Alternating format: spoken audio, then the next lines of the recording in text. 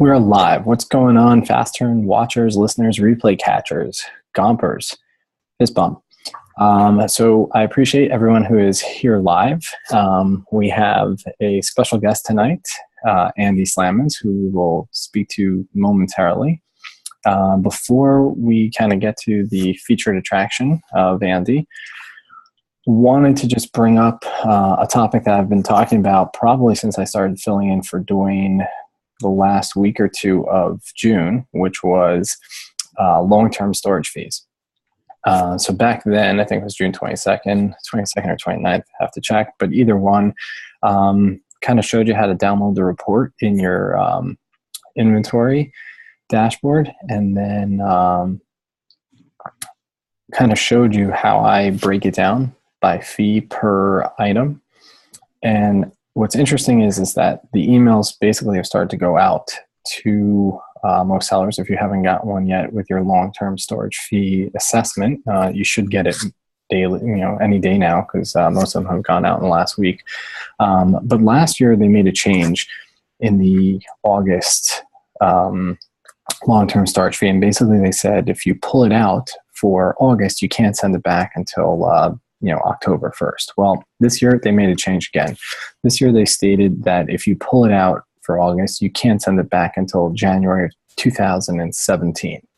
So definitely when you go through the report and you look at your fees, determine whether you intended to sell this item or not in Q4, because if you pull it out, you won't be able to send it back in until after Q4 unless you sell through your current whatever you leave, whatever your current inventory that you don't pull out is. So if you pull everything out, you won't be able to send that back in until January of 2017. So keep that in mind. And, again, you don't want to be, blowing inventory out for no price, for no reason in the last week. So kind of take a look at what you have, take a look at your fees per item so that you know how far out of the buy box you are if you're not in the buy box, to keep moving that stuff out. So what are some strategies, like, based on different scenarios, that you would do? So what I started doing was, so the first thing I did was I looked at how much it cost me to keep it there per unit. So, if it's $2 or less, it's definitely going to stay there. So there was no question for me. But if you have an item, let's say that they're charging you $4, that they're going to charge you $4 for, and then you find yourself, you're like $3 out of the buy box, lower it by $3 and sell it for the difference, because it's going to cost you more in storage if you don't sell it. Like, you're just saving, you're only making an extra dollar on the net, right? You think you're making $4 or $3 higher on the buy box, but you're going to really lose a dollar because they're going to charge you $4. So what I did was, back in June when I ran the report, anything that was over a certain dollar amount, so they'll tell you, when you pull that report, they tell you if it's low conversion, which basically means you're out of the buy box, or low traffic. So I started running Amazon PPC ads on a lot of my long-term storage items. And that way I was able to, the idea is really just to blow through it as fast as possible if it needed traffic, the ads were going to generate some traffic to it. So I got much more competitive on the buy box if I was outside that range, and then I ran ads. And I've reduced that amount by probably $1,200 to $1,400 already. Oh, nice.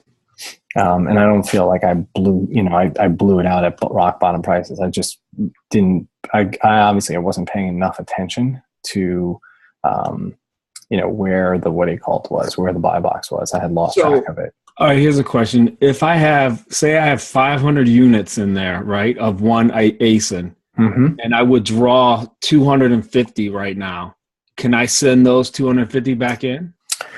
So if you keep 250 in and you pull 250 out, I think you can send, if I understood it correctly, I think you can send those 250 back in after you've sold through the current 250. Huh. Man, So how are they? Man, that's weird. They could keep track of it like that. Yeah, it is kind of weird. But that was the other thing. Like, I pulled anything, like when I ran that report back in June, anything I felt like there's no way I'm going to be able to move it and it's going to cost me too much, I pulled it already. That way I was like ahead of it, because now once you get this email, you can't pull the stuff if you want to keep it there for Q4. Whereas in June, you could have pulled anything you wanted and sent it back in later. Do you think that they'll offer another deal like they did last year for free removal? Yeah. You know, I have to tell you, like, I pulled a ton of stuff in April with that free removal. Right. And there was some stuff that like I needed to destroy. Like, I had some stuff that just like expired from a grocery standpoint. Uh-huh. It was awesome. I just let them destroy it all. But I think they will, only if, here's the if. They as a general rule, I don't think they will. I think they will do it if their new experiment for the November-December fee increase doesn't work.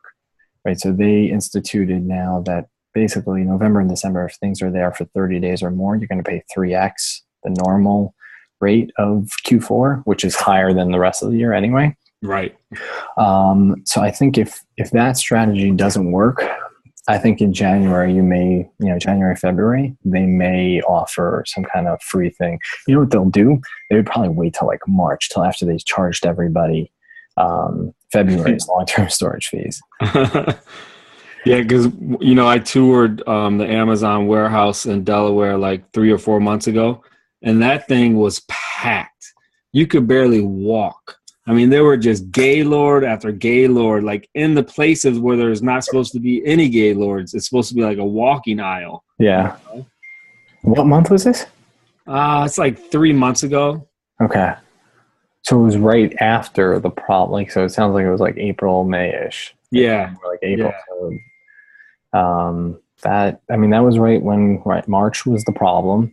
And, they were restricting everybody from sending things in. Right. And then April was the month they did the free takeaway. It's interesting, like with my private label products that are brand new to the Amazon catalog, they have no idea how fast those are going to sell through, Yeah, so you would think that they would have some, and maybe they will, I'm sure they'll evolve, but, some way of saying, hey, look, this product is similar to this. We know that the average sales velocity is this much. Therefore, we're only going to allow you to send in, 100 units or whatever. But I don't think they've got to that point yet. Yeah, I think it's hard for them on the new product, right? Like if you try and refill and you've been selling it, like when you replenish it, they'll probably have a better handle because they've already tracked the ASIN. Right. It's funny because like I find like even with certain shoes where let's say you go with the extreme sizes, right? Size 14, size 15, size 16 for a man, which is obviously, way outside the range of, let's call it a average shoe size. Yeah. Even if I'm just sending in one and there are no other sellers, right? So the ASIN exists, it's in the catalog, but there's no inventory at FBA right now, or even MF. I'll get that warning sometimes, saying, we've identified this as a slow moving item. And yeah, I get that. It's not the most common thing, but at the same time, like it's going to sell probably before that long-term storage fee. If it's, if the shoe is a high enough demand type of thing. Right. So, enough of the boring storage fee stuff. Let's kind of get to why everyone is here tonight, and that's to hear Andy.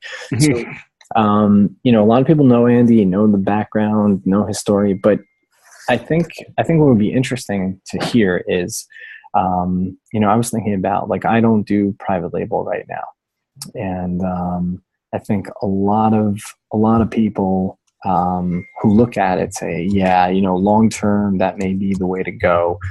Before we went live, Andy and I were talking a little bit about some of these brand restrictions and a lot of things where these knockoff sellers are showing up, which kind of makes a lot of people think, hey, I should be heading towards private label. I'm going to actually be able to control my own destiny a little bit.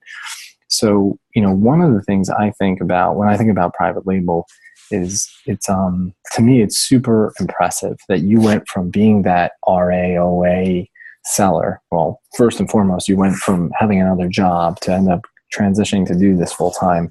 And when you made the leap to private label, like, I know you had, Maggie kind of guide you a little bit, but how did you kind of get past that fear of, I don't even know what I'm doing. I don't know how to do it. How do I pick the product? How do I know it's not going to be some junk? Like what kind of, is it just like, doing OA and RA and you got to take that leap, or was there something else that said, hey, you know what, like, I'm able to do it because of, Maggie says this, or Maggie told me that, or, I don't know. Like, I think there's more fear of doing private label than there needs to be. I'm not saying it's simple by any stretch of the imagination, because I don't do it, so I have no basis of knowledge. But, given what you've done already in terms of how successful you've been and how many people you've been able to help, what are the fears, like, unfounded? Are they real? Like, kind of walk me through, like. Yeah. So, I mean, when I first started, so that was, now it's like 2.5 years ago, right? Cool. And at that time, there was really only one huge course that was kind of teaching that process with the Amazing Selling Machine. Yep. So they're super spammy. It's like $5,000. They gave affiliates half of that, Right. They sold like millions of dollars. And a lot of the stuff they were teaching kind of gray market tactics, Okay. But at the time, like they're the ones who kind of really introduced it, and I think kind of expanded it, to all other sellers. And so there wasn't a lot of information. I definitely relied very heavily on Maggie, who was already ordering from Alibaba and connecting with manufacturers there. She was selling on eBay and it just kind of started selling on Amazon. She wasn't necessarily private labeling. She was actually just selling product, that she found on Alibaba, and she would just sell it under their brand, whatever it would be, or just like generic or whatever. On Amazon, or just eBay? Yeah. Okay. And so, like, when I first started, actually, we were selling a brand that the manufacturer themselves were actually selling on Amazon. Right. It's a real big company. And they let us buy from them, and they let us share the buy box.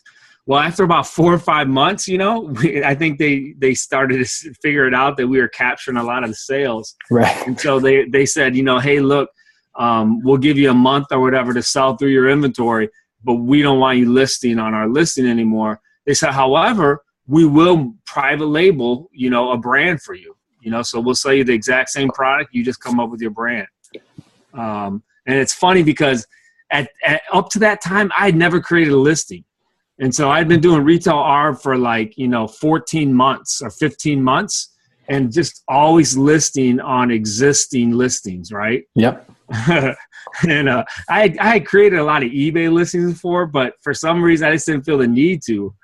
And so I tried to negotiate with the owner. It's funny, he was actually in Los Angeles. It's a Chinese guy, speaks very little English. Well, Jeff Howard, I don't know if you know Jeff, he's in Scanner Monkey. Yeah. He does some acting, right? Mm-hmm. He just happened to be in Hollywood during this time. And so I actually paid Jeff $200 if he would meet with this president of this company to try to negotiate allowing me to sell his product. So Jeff met with him. Jeff says that, he thinks he probably understood like 1 or 2 words that he said.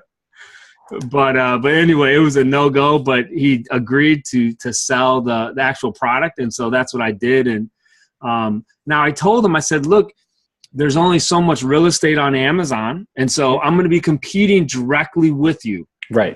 Are you sure you want that? Or would you rather just wholesale the product to me? And he's like, no, he definitely didn't want to wholesale it. So that actual product is my best-selling product. And it's been my best-selling product for 28 months. And so I actually leapfrogged him. He was number 1. He was ranked under 2,000. And now for the last 28 months, that product is still my best-selling product. So that's unbelievable. And he has never come back to you. Is he still selling on Amazon with his? Yeah. He still sells. His product is still ranked pretty good. It's probably around 5,000 or 6,000. Mm-hmm. So he gets good, consistent sales. But but yeah, and so, which is cool because a lot of people ask, well, what's the shelf life, of a private label product? And, the real answer is it depends on the category, depends on the product. But like for this one, I've had great success. And I think because I was able to get in right at the beginning, and accumulate a lot of those reviews, and I'm so far ahead of everyone else, it's kind of hard for those. Now, I am definitely getting pressure, more competition's coming in. But so far, I've still been able to stay ahead. So do you quantify the pressure of the competition by seeing a decline in sales, or are you just solely looking at that there are new listings for this product with good ranks? Yeah, so typing in the keywords for my product and then seeing what populates. Okay. And then, looking at what they're ranked at, looking at their price point and what they're ranked at. They're all still trying to undercut me by price. And I just kind of hold my price again because I'm in the number one position. How powerful is that when you get a product where you're in that top left-hand corner, number one position for the keywords. Once you're able to solidify that, and as long as those sales keep coming in, man, it's kind of like golden. It's like a golden ticket. So you're not experiencing any decline in sales. Like if you looked over these 28 months, it wasn't like you were selling 100 units. Now you're only selling like 75 units a month. No. Consistently, I've sold between 400 and 500 units. That's awesome. Of this ASIN. So is there anything you can do? Like if you're in this situation, right, and you start to see like you fall to the number 2 spot, like, is there anything you can do to kind of get back there? Is that when you have to do promotions and things, or there's not? It really is. It depends. It's all dependent on sales velocity, right? And so Amazon is going to put whatever the best selling product is in that place. Yeah. And they definitely, like we talked about earlier, they're evolving with the long-term storage fees. They're definitely evolving with their algorithm and how they're placing products, right? Yeah. And so the days where people used to just blast, like whatever, try to sell through 500 units in a week or whatever, Amazon is definitely getting smarter, and they're going to continue to get smarter. And so we already see that in the reviews where if you give your product away for half, right, of the retail cost, it's not a verified review anymore. Interesting. So it has to be more, like it has to be 51% or more. Yeah. I'm not sure what the exact number is. I just know if it's under 50, it is not a verified review. Interesting. And not only that, but here's the crazy part about Amazon too. We all know it's a data company and they're so smart. So I brought a new product to market, right? So I was selling it at 119. It was selling really good. And so I said, man, I'm going to bump it up to 149, because I'm getting a lot of good sales. I didn't do any promo giveaway, so I bumped it up to 149. What do you think Amazon did? They suppressed the buy box. Yeah. I'm like, you dirty rats. Yeah, because it fits, like they've decided what the new MSRP of your item is. Yeah, and what's funny is when I created the listing, I put the MSRP as $199.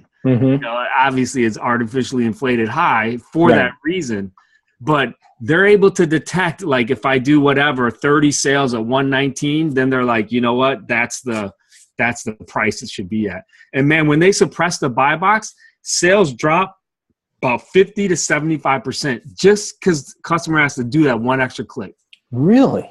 Oh yeah. And I'm the only one on the listing. See, that to me, that piece of information is so eye-opening, because you always wonder, like, what's the impact to the suppressed buy box? And you're telling me it's your listing, you're the only seller, and you're seeing that kind of decline. So with the buy box, I average about 8 to 10 units per day, right, of selling that item. When they would suppress it, I would average 2 to 4 units per day. So do you totally associate the sale decline to the suppression of the buy box, or also the increase in the price? No, suppression of the buy box. Okay. For sure. Because There was a time where they allowed that price to be in the buy box, Oh, in the first day or so. Yep, and those sales would continue. It's because when the buy box is suppressed, customers are confused.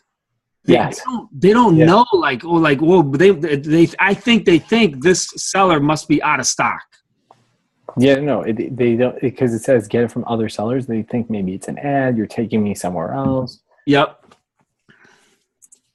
Yeah. So going back, I mean, I think they're going to continue to get better, and so like as private label sellers, you're going to have to continue to evolve as well, because the easy way of, and there's some companies out there like Zonblast. I've never used them, so I don't really know about them at all. Mm-hmm. But, where you're just like giving away a boatload of units to try to spike your BSR.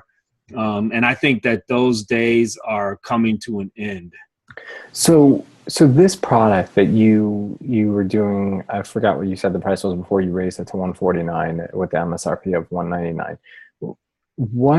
How did you, if you did no promotion, right, and you have been able to really get traction, 8 to 10 units a day, you're not doing promotions, you're not doing ads, you're not giving it away. What do you think it's your keywords? How do you feel like this one has been able to kind of like get traction on its own? There's not a lot of other listings of the similar product on Amazon. Got it. So, there's a pretty good demand. Amazon customers are putting these keywords, in that search box. Mm-hmm. And, there's only like maybe 4 or 5 relevant results that are coming back, and I'm one of them. Interesting. So, do you use, are there specific search word terms? Hang on, I gotta mute someone. I'm not really sure. I gotta find who's unmuted. All right, I found it.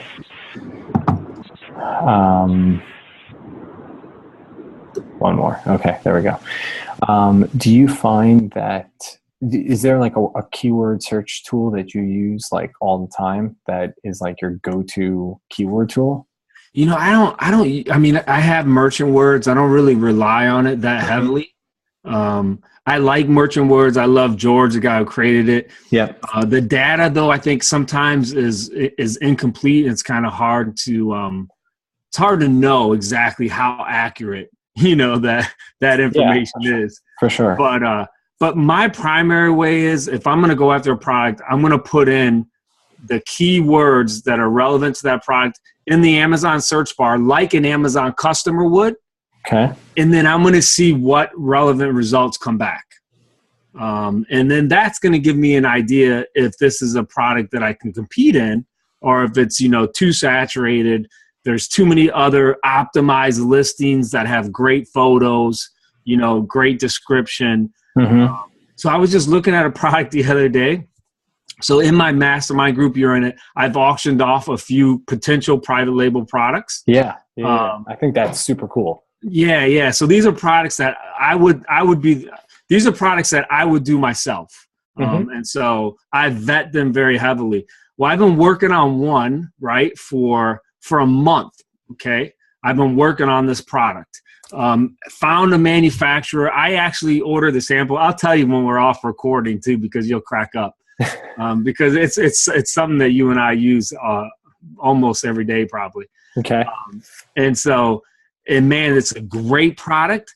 I could land it in the warehouse for $38, and it sells for $120 all day, every day. And right now on Amazon, there's about 4 sellers, right, who have this item. Mm-hmm. And so I got the sample, right? It is good, phenomenal. Yesterday I'm getting ready to write up the auction for my group. And I said, well, I'm just going to look one more time. So I put in the keyword right into the search bar, and boom, this listing comes up I've never seen before. Yeah. And I'm like, wow, what, it's the exact same thing I'm selling. And this listing is a professional listing. The photos are great. The description, title, everything is optimized. And the actual product, it looks very good, similar to, and it's at 70,000 rank, right? Mm-hmm. And it's been on there for a year, and he didn't stock out.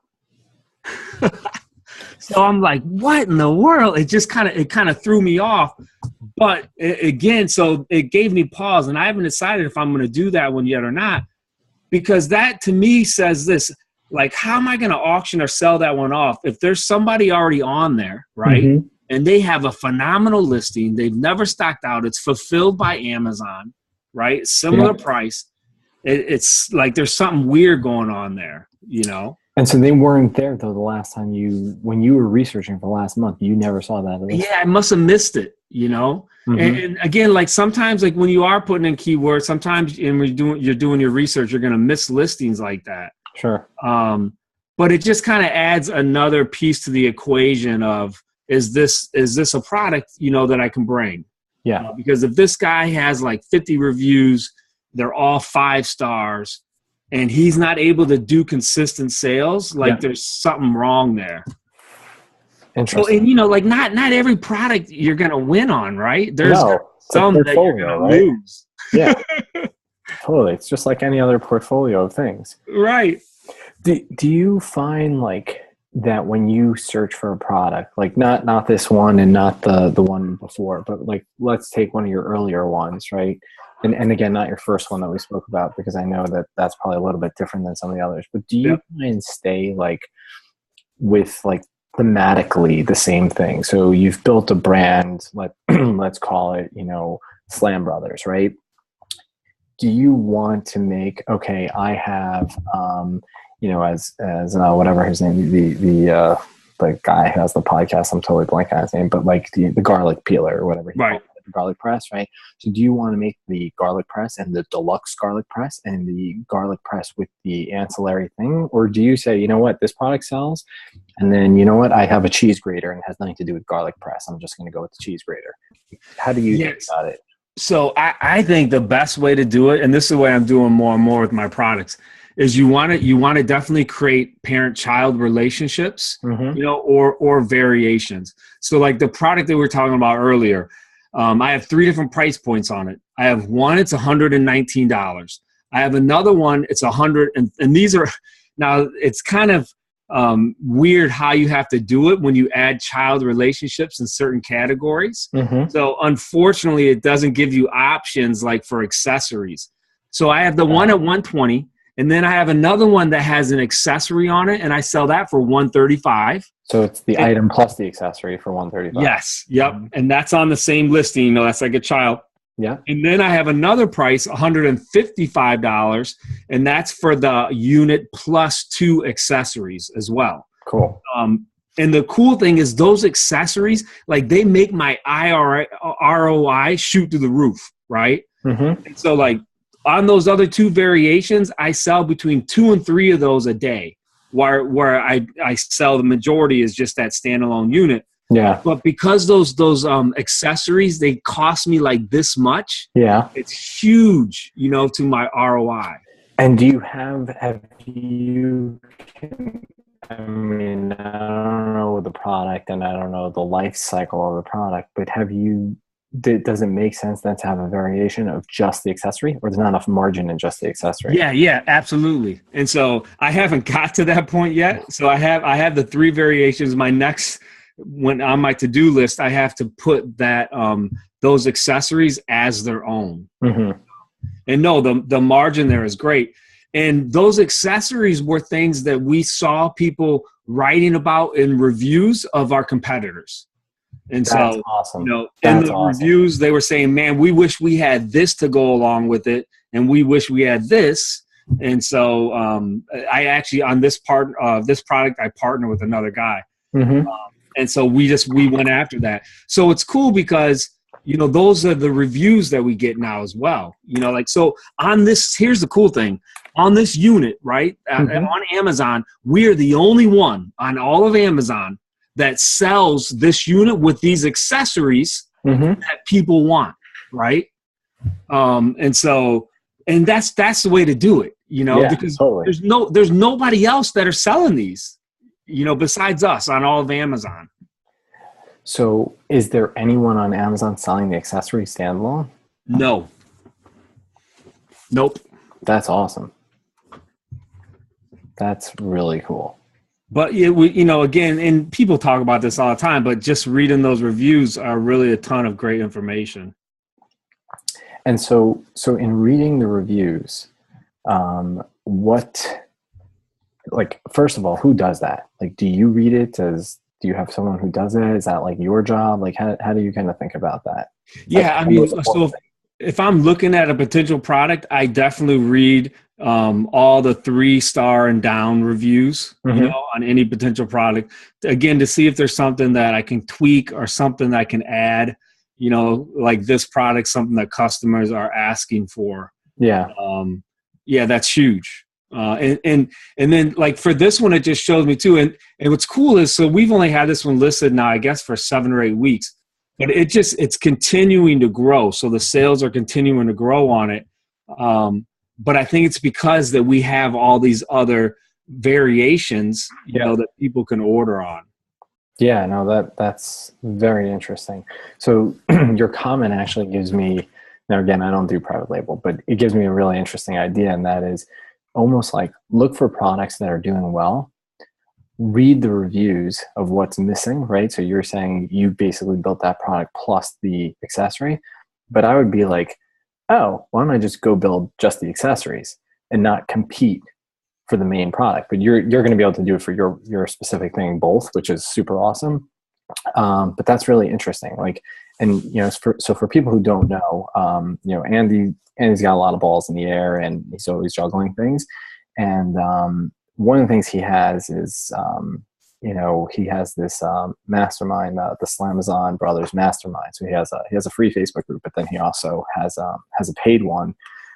One of the cool things inside there is it's called Variation Pro, right? So it's basically it scrapes all of the reviews data, and then it puts it into kind of chart formats. And so it's really cool because basically what Andy is doing on his own to kind of scan reviews and things like that, this software, it's a Chrome extension. I shouldn't call it a software. Chrome extension. So if you join this mastermind for like $50, you get this extension for life anyway. But this extension basically is doing what he's talking about, in the sense of you're going to get to understand the variations, what people are buying within the variations. So if you're selling variations, this is something that's interesting, but it's cool because I would think the next step is however you kind of have this built, you can then maybe literally like have all the 3-star reviews put in one place for you, or so if you want to quickly read your the things you're looking at for private label, you go and you just start to like aggregate all the reviews and have it in one place instead of like sitting on your screen doing it. You can probably have whoever built your extension kind of do that for you. Right. So Harvey looks like he has a question there. So minimum you think is necessary to have merit. Depends on the variations too. Yeah, I mean, I think, I think it also depends on what category we're talking about. So like Andy and I had been talking primarily about, the private label stuff where he's kind of getting into all different categories. But from the shoe perspective, I don't think there's a hard number. I think it's pretty subjective. Even if there's only 10 or 5 reviews, I definitely use it as a data point to at least kind of give me some sort of information. I know people feel like if it's not over 100, it's not really, doesn't have merit. If it's 5 or whatever, I'm definitely going to read all of those because I'm curious to see, because there's only 5, I can now go do a lot of real data checking, in the sense that like if it's 2 sizes or 3 sizes specifically to colors, I'm also going to look to see if Amazon had those on sale, like in the Keep a chart, and you find that you have those reviews probably because people paid less at that point in time, so they're just like naturally happy about it. I'll take a look at that.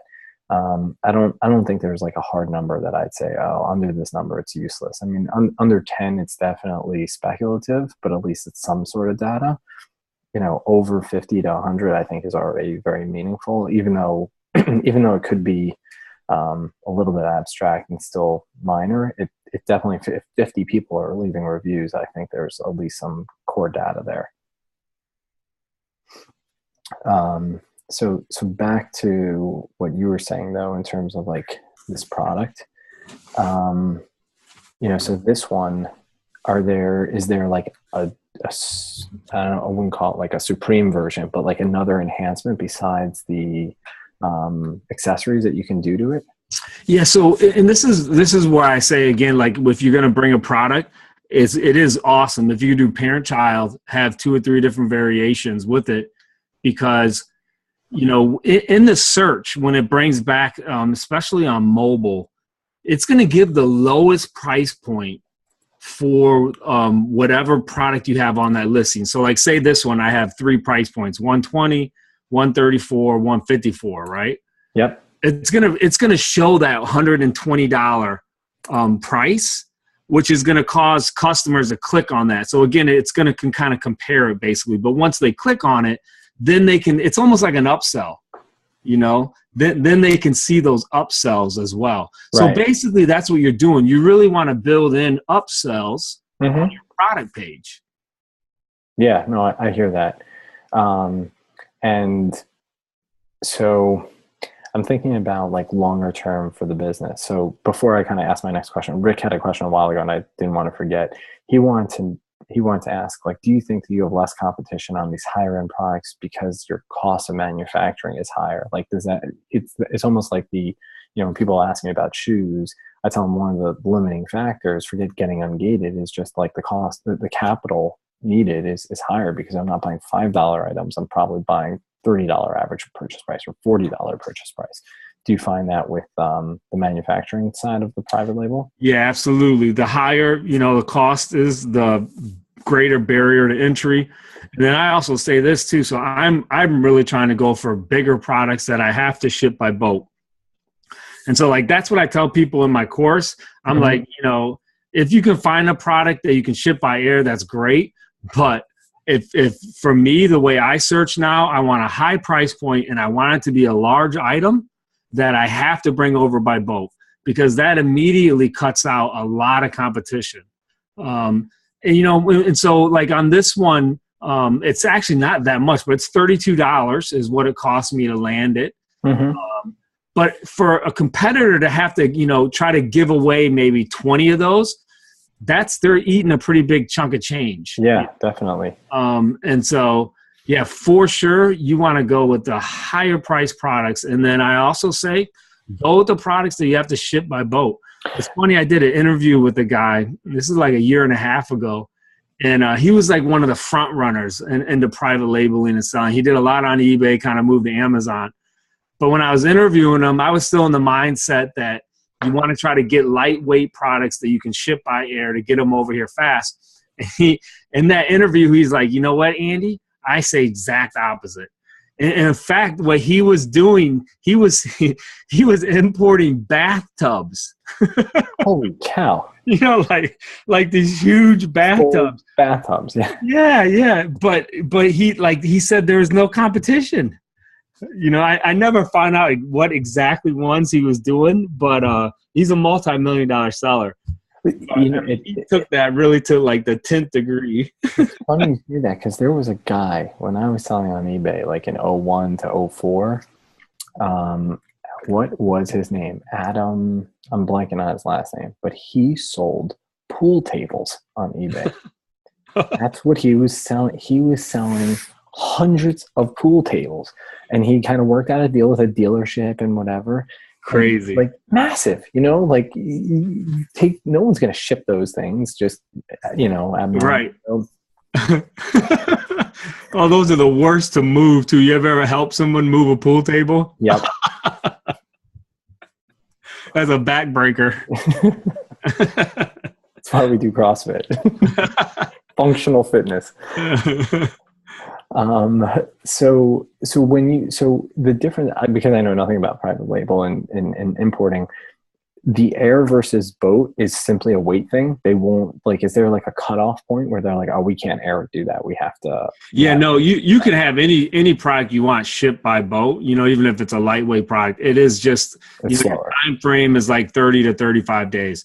But the cost, to ship by boat, your average cost is going to be about $2 to $3 US per kg. Okay. Where if you ship it by air, it's going to be about $5 to $7 per kg. Okay. So your savings are significant when you ship it by boat, which again, this is another reason why I tell people, and it's really, you have to be patient too, you know, because that's a lot of people aren't that patient. Right. But your margins go up so much, you know, when you save on that shipping cost, then you can really compete. Interesting. No, it makes a lot of sense though. Like it makes complete sense. But I think that patience thing is really interesting too, because I think so many people who get into FBA via the arbitrage model or even the wholesale model. It's like you get instant gratification. Yeah, exactly. And that's what I tell people. I'm like, you know, when you look at the FBA model, everyone can have success really quickly. And I think that's why more people stick with it than a lot of these other work from home, you know, kind of things. Yeah. There's an easy hobby with income type of success level. And so I think that for PL, that makes a lot of sense that there's a patience factor where I can totally see people like bailing on it really quickly because, oh my God, it took me 3 months to get the product. Then I had to like pay for the photos. I had to pay to create a listing. I'm $4,000 into this. I haven't seen a penny back. Now people want me to give the product away. Are you kidding me? Like, you know, and next thing you know, like people are like, I'm $10,000 in and I made 2 sales. I don't know. Like, nah, forget this. You know, like I've actually seen a few people like looking to dump all of it. Anyone interested in X, Y, and Z. And yeah. And I'll tell you, like the number one way that I've seen people get wrecked is picking a product that's too saturated. Mm-hmm. And so, you know, I always say 2 things you want to go by, which are, again, it's very similar if you're doing wholesale or you're doing retail arbitrage. You go by that BSR and the history. And private label, you definitely want a 4 or 5 month history so you don't got any like false positives where people were maybe doing giveaways, which is cool on Keepa now. You can see like when they do lightning deals or whatever. Yeah. But so that's the number one thing, right? Okay. And then the second thing is find a product that's like hidden in a niche that doesn't have a ton of competition, but probably has very targeted search by customers. You know, it may not have massive amount of search, but generally when customers put that keyword in for that product, they really want it, right? Right. And so that's the way to do it, you know. But time and time again, people go for if you want to call it the low hanging fruit, or the products that just seem really easy, that are low priced, but then have, you know, like 1 million listings on Amazon. So when thinking about this, right? So let's say I find that product or I do a product and it starts to have success, whether it's a very niche or broad. Let's assume it's more niche-y. Do you guide people or have you yourself started thinking about, okay, how do I now kind of start to capitalize on my quote unquote brand and move to a website to self-generate, or does that have zero interest to you? Yeah, I have not done that yet. Obviously that is the next step, you know, and that is the logical thing. That's the smart thing to do. I do have a brand, a best-selling product I was telling you about. Early on, I think if I would have taken those steps 1.5 years ago, and really put a lot of time and effort into it, I could have built this brand. It's in the baby category. And it's been a great seller for me. I just never took the time to take those steps, you know, to try to move the brand off Amazon. But yeah, that's all. Now here's the thing with this new product that I have, that I'm partnering on. Yeah. I think it has huge potential to be able to go to retail. And the reason is my partner, he's an engineer actually. And so he's like redesigned some of the functions on it. Oh, cool. And he continues to redesign, you know. So that's like a huge advantage because like the one thing I again, never doing it myself, but I've heard time and time again is like the fewer moving parts in the object, the better off it is. Less probability of breaking, less probability. So if you're an engineer, you've got like a massive leg up because you're probably doing something with a moving part where that's like a massive scare factor for a lot of people who are, you know, thinking about making something. Yeah, this guy is phenomenal. He's definitely kind of the X factor, like with this product and product line. And it's cool is he really deals with the manufacturer in China. So he actually lives in California, But he's really working closely with the manufacturer, and it's like, and the relationship is working. Because a lot of times when you work with manufacturers in China, you tell them one thing, but it ends up getting messed up, right? Right. But he's really found a great factory there, and some great salespeople that he's working with, where they're able to tweak the product, and it's working out, it's just cool. And so did you have those relationships, or he kind of went round and round to find a lot of them? No, he did that. And what's cool is, so he actually just joined my course, like, I don't know, four months ago, had never sold on Amazon, but he had this idea. He actually uses this product. He has another business that he owns that's kind of on autopilot. So he uses this product. He had this idea. I know how to make it better. And I think it would sell on Amazon. So he came to me and he said, "Hey, do you want to partner?" I said, "Yeah, sure, absolutely." And so I actually fund a lot of it, but he does a lot of the work. So this is a product we actually still merge and fulfill, because it's a hazmat, and we haven't got approved yet, to send it into Amazon. Yeah. But so he's actually doing all the merchant fulfilling himself as well. This is like, talk about like good situation for you. Yeah. No, he has been awesome. And you know what? I'm throwing as much money as I can at him. I'm saying, because he has a lot of other ideas. He's really good at research and finding products, that he thinks can sell. And so I'm just like, "Lance, go to town. You got the green light, I'll give you whatever you want, And so that's been cool, just see that partnership and how it's kind of forming. And so does he sell it on his account or your account? Well, so we both started selling, because he just opened his account. So he's a brand new seller. Right. And these things were selling so fast, Amazon throttled his account. So we were pretty much sharing the buy box, right? Yeah, but not anymore. Throttled his account, and it's like a month and a half later, and they still haven't reinstated him. Oh, man. Well, the other thing, I don't know how old your account, like I have daily payout on my account. So I don't know if your account has that or not, but no, it doesn't. Oh, so I wish that would have been an even better thing for you to, like, if you were dealing with him. So, but he's been cool with it. Like, he's not real, he's not like super into like seeing what, how much sales that he's getting or whatever. He knows the product's selling, and we're kind of like in that storming phase of like, I really do think like this one has a great potential just to continue to build up, Yeah. But it's weird. I mean, you've been in business for a while, and this may be getting a little deep. Hopefully the viewers will appreciate this. And so like this is, we're kind of in the stage now, like, he has all these other ideas, but it's going to require some significant capital. Right. But he's already proven himself in this one. And so, I'm still just trying to weigh that risk, in myself. Like, how much am I going to go all in? Well, we could talk. I can help you. Right. But what's great, again, these are all products that sell for $150 or more. That's awesome. Amazon. Yeah. That's just super. And those are the areas that he's looking at. And again, those, like Rick was asking earlier, those are the ones that are less competitive. Yeah, no, that sounds very interesting from that perspective. So, I think this has been great. We've been going now for a little over 50 minutes. So I wanted to kind of talk a little bit about, how people can learn more about private label. Obviously, I know you've done your course. I never even know if it's open or not, because I know there are times that's open, it's not open. And I know it was open recently. I don't know if it's open now, but I think, a couple things that people, should know about Andy. First and foremost, if you haven't gotten this from the show, like, Andy is the most giving and open and honest guy you'll ever meet.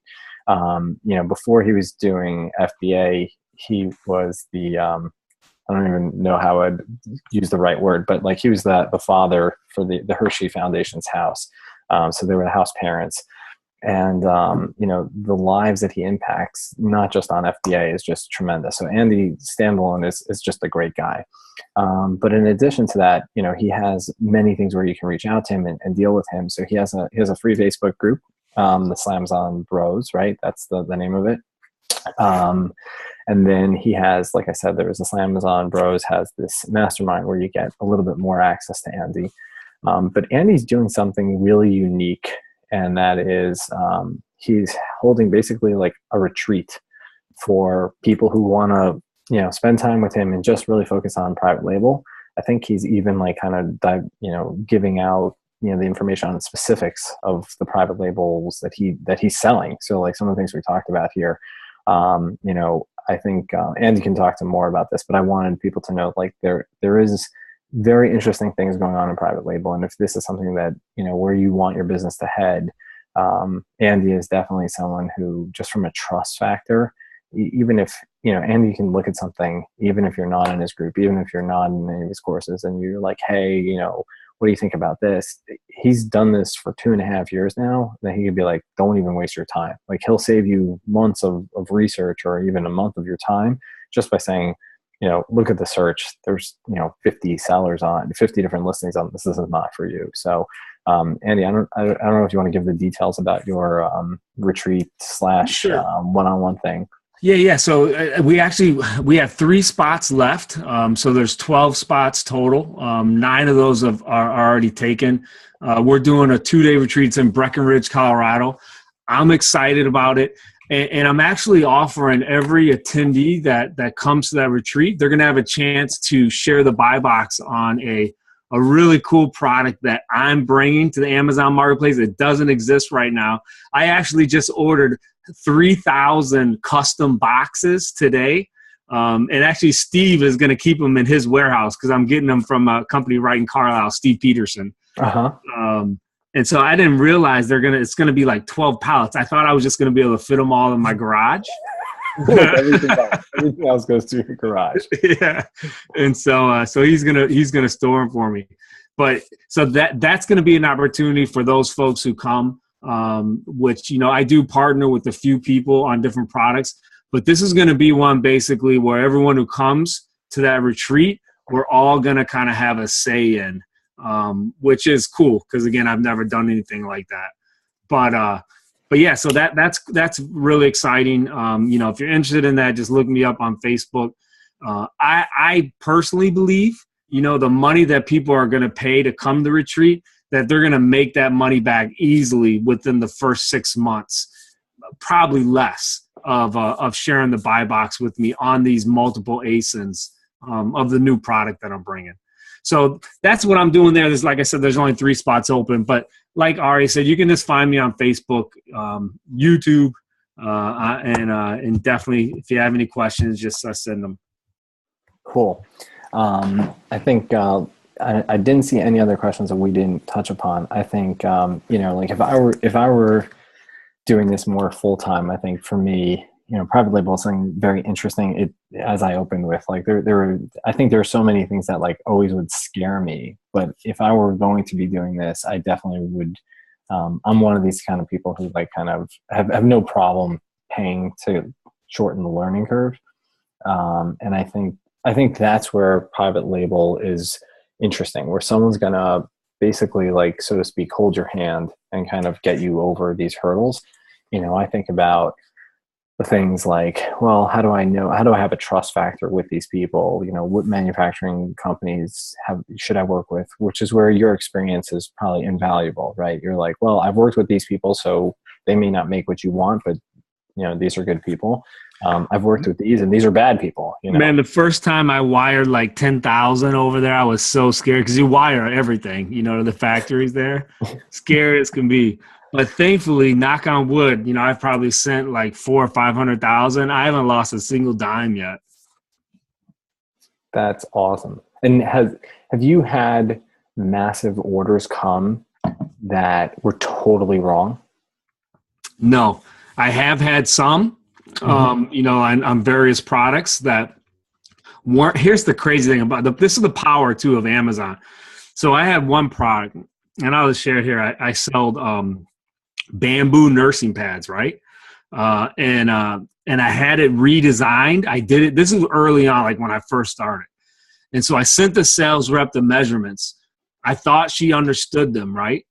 And so, I didn't get a sample. You always get samples. Even if you're working with a manufacturer and they make a great product, and if you're doing something different, you always get a sample. Well, this one, I was young. I was a rookie. I was in a hurry. So I was like, she had to understand that, she's only like adding like a centimeter or whatever. Well, so I said, no, just go ahead, do the production. I got them sent to me. And these things were like as big as basketballs, right? They're supposed to be nursing pads that go in a bra. And so I'm like, oh my goodness. They're like the size of humongous pancakes. But here's the crazy thing. I put those dogs on Amazon and I put extra large bamboo nursing pads and they sold. I sold through all 500 units within 3 months. Oh my God. Now they weren't like fast sellers, but they sold. So when that happened, like, do you go to them and say, hey, you gotta send the new ones and credit me, or do you just eat it? No, because that was my mistake. Okay. Again, like if I ever try to order some without getting a sample, that's for sure my mistake. And that's what I did in this situation. I try to like interpret whatever the measurements to her. And again, it was early on. She had no idea. But yeah, so that's funny. It's crazy. I'm not sure. It's crazier that they actually sold. I think that's like even crazier. Right. But in hindsight, thinking about like, so if you talk to Jason Smith, when he's thrifting for eBay stuff, he always says go for the XXL size shirts. Yeah. So I mean, in America, there's must be a lot of big-breasted women. I don't know. That's crazy. But hang on one sec. I have to just mute something. That to me is like, they made a mistake, but I get that in that case it was on you because. But all right, and this is going back. I know we're getting ready to end here. The Amazon sales channel is powerful. Yes. Just the fact again that I can bring a brand new product like this one $120 and not do any promotions. Not do any PPC. I just create the listing and put it on there, and sales happen immediately. Yeah. Like instantaneously, those sales start rolling in. I mean, where else can you do that? They just must have massive traffic. And then you look at like the bumps that you and I get, like when they promote a thing like Prime Day. Yeah, I was going to ask about that. Like just by having, and to me, that's almost just like Q4. Just by having all those extra eyeballs, right, on the sales channel. Yep. Those sales just naturally flow to you, even if you don't have a product that's related. That's the cool part. Did you see like a 2-3x lift on Prime Day for this product? I don't know for the product. I think that those sales were normal, but yeah. So I'm averaging like around 2,500, and I think on Prime Day I did over 4,000. So it was a pretty good bump. Yeah, no, I'm more curious on a product like that if you get that lift. I have to go back. I'll have to go back and check. It's interesting either way. I mean, I think that it's true. The power of the machine. What's really interesting to me is that this product is a non-branded, right? It's a true private label product. Yeah. Because like I've done, especially in the earlier days, but like I'll create a variation of an existing, like our multi-pack even, like go with a multi-pack of something where I'll create the listing from scratch and I'm not doing anything to it, and immediately we start selling sales. I attribute that to the brand power because people are searching for that brand and that item. Right. Doing this on a pure private label, that's just amazing. That speaks volumes of the velocity and the power of the Amazon channel. Yeah. Like, I totally say like, even if it's on your original products, to probably next step, get your website going, because just kind of capitalize on what they're giving you. Because as we know, this business evolves and you got to evolve with it. Right. And, we didn't get into it. I would have loved to talk maybe another time about Chris Manise was on last week and we were talking about retirement planning. and right. savings and things like that. So, you know, Right. when we were talking about it, in the back of my head, I was like, you know what, that's like where Andy's got to be, you know, already thinking as well. Like, Right. at some point he just wants to be like, hey, my business is humming, but I'm off to do other things, and, you know, wants to have the retirement plan in place, or, you know, kids. Yeah. And you know that, I mean, that really comes to your fiscal, how you handle your personal fiscal, whatever responsibility. Yep. Because I think probably all of us are making enough money that if we spend it wisely, you know, we're going to have enough for retirement. Right. But it all Depends comes where you down to that live. personal responsibility. Yeah, it obviously varies part of the country you're in. There are people, you know, who we were talking last week, a little bit of cost of living in certain places versus Right. others, but I don't know how people live in California. Crazy, right? The cost of living out there is just, it's insane. Yeah, no, as bad as it is here in the, you know, Metro New York area, Well, New Jersey, I didn't know this. New Jersey has the highest real estate taxes out of any state. I thought we were the second, but that makes sense. Like, I think like my county, Bergen County, we're definitely one of the top real estate taxes in the country. Like, this county is ridiculous, and what we get for it is so terrible. Yeah, my brother, they live in Illinois, and I have two brothers there, and one of them pays $10,000 a year. And I'm like, man, dude, you don't own your house. You really never own your house. You should know, like, in this county, that's like, That's probably a good price. Yeah. And he probably has more land than us. Right. That's what I said to someone. Someone was like, so why are you doing this, or why do you do that? I'm like, well, because I have this thing called property taxes. It's right, perpetuity. It's like, I can own my house outright. Won't matter. Right. How am I going to be collecting? All right. Well, thanks a lot for having me on. I appreciate it. No, my pleasure. And I appreciate everyone who is here live, and everyone who's going to end up listening on the replays or on the YouTube when Dwayne gets a chance to post it. I think he should be back from Disney at some point, so we'll have that posted shortly. All right, thanks everyone, and have a great